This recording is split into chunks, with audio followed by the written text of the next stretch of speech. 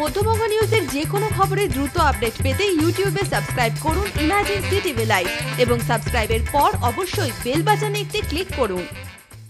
রানীনগর শেখপাড়ার মোড় থেকে বিকেল 4টের সময় শুরু হলো পদযাত্রা। রানীনগর অভিমুখে পদযাত্রা যতই এগিয়েছে মানুষের সংখ্যা ততই বেড়েছে।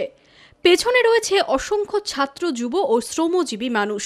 সামনের দিকে এগিয়ে চলেছেন মুর্শিদাবাদ লোকসভা কেন্দ্রের বাম মনোনীত সিপিআইএম প্রার্থী বদরুদ্দোজা খান। আসন্ন লোকসভা ভোটে ফের একবার সমর্থনের আশায় রাস্তায় মানুষের সাথে কখনো করেছেন করমর্দন, কখনো বা উষ্ণ আলিঙ্গনে জড়িয়ে ধরেছেন টোটো চালক থেকে বাসের মানুষদের। সিপিআইএম প্রার্থীকে দেখে পাল্টা তাদের উষ্ণ অভ্যর্থনা জানিয়েছেন সাধারণ মানুষও। দীর্ঘ এই পদযাত্রা ঘিরে মানুষের মধ্যে ছিল উন্মাদনা, আর সেই উন্মাদনায় উৎফুল্ল সিপিআইএম প্রার্থী বদরুদ্দোজা খান। মানুষ পরপর দমকলের মহকুমার, দমকল পৌরসভার ভোটে এবং গত নির্বাচনে, পঞ্চায়েত নির্বাচনে মানুষ ভোট দিতে পায়নি, তার গণতান্ত্রিক অধিকার, দীর্ঘদিনের লালিত অধিকার, সেটা খর্ব করা হয়েছে। এতে মানুষ ভীষণভাবে আশাহত হয়েছে। সেই জন্য গণতন্ত্র রক্ষার দাবিতে এই ভোট। আমরা আর একটা কথা বলছি, তৃণমূল কংগ্রেসের একেবারে আপাদমস্তক রাজ্য থেকে একেবারে পঞ্চায়েত পর্যন্ত লুটপাটের রাজনীতির বিরুদ্ধেও এই ভোট, তাদেরকে এই ভোটে সেই মতামত দিতে হবে। তৃতীয় বিষয় হচ্ছে, কেন্দ্রের আপাদমস্তক দুর্নীতিগ্রস্ত একটা সাম্প্রদায়িক সরকার, কর্মসংস্থান হয়নি, কর্মসংস্থান বিরোধী সরকার, রাজ্য সরকারও কর্মসংস্থান বিরোধী সরকার। ছেলেমেয়েরা বসে আছে, অনশন ধর্মঘট করছে, মমতা ব্যানার্জি রেকর্ডকে অম্লান করে দিয়েছে, তাদের কোনো হোশ নেই। তার বিরুদ্ধেও এইটা একটা ভোট। ফলে এই ভোট গুরুত্বপূর্ণ, গণতন্ত্র প্রতিষ্ঠার জন্য অত্যন্ত গুরুত্বপূর্ণ। এইটা মানুষের কাছে তুলে ধরছে আমরা। মানুষরা আমাদের বলছে, দয়া করে আমাদের ভোট দেওয়ার ব্যবস্থা করে দিন। এই কথা মানুষ বলছে দয়া করে এই ব্যবস্থা করুন, পুলিশ যেন আমাদের বিরুদ্ধে মিথ্যা মামলা না দেয়।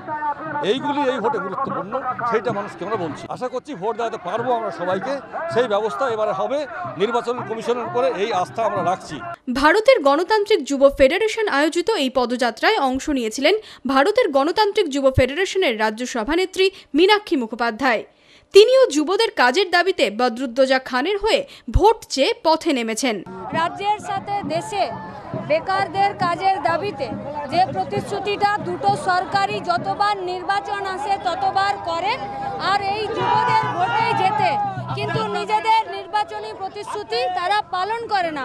বরং যতটা কর্মসংস্থান ছিল সেই কর্মসংস্থান কমে গিয়ে যাদের কাজ ছিল তারাও কাজ হারাচ্ছে। একদিকে যেমন আমাদের এটা দাবি, দ্বিতীয় দাবি লেখাপড়াতে, শিক্ষাঙ্গনে যে খরচ, সেই খরচ কমানো, শিক্ষাঙ্গনে যে হিংসার রাজনীতি চলছে সেই রাজনীতিকে বন্ধ করা, এবং ছাত্রছাত্রীদের সামনে সরকারি খরচে তারা যাতে সম্পূর্ণ লেখাপড়া করে নিজেদের বিকাশের সুযোগ পায়, তারই দাবিতে সামনের যে লোকসভা নির্বাচন, সেই নির্বাচনে বামপন্থীরাই আমরা আমাদের জীবনের অভিজ্ঞতায়, আমাদের ইতিহাসে দেখেছি, এই দাবিগুলো শুধুমাত্র তারাই উত্থান করে, তারাই লড়াই করে সংসদের ভেতরে বাইরে উভয় জায়গায়।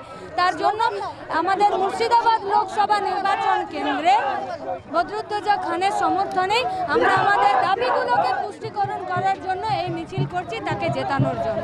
যদি মধ্যবঙ্গ নিউজের এই খবরটি ভালো লেগে থাকে তাহলে অবশ্যই একটি লাইক দেবেন এবং ইউটিউবে ইমার্জেন্সি টিভি চ্যানেলটি সাবস্ক্রাইব করবেন। আর যে কোনো খবরের দ্রুত আপডেট পেতে সাবস্ক্রাইব করার পর বেল বাটনে একটি ক্লিক দেবেন।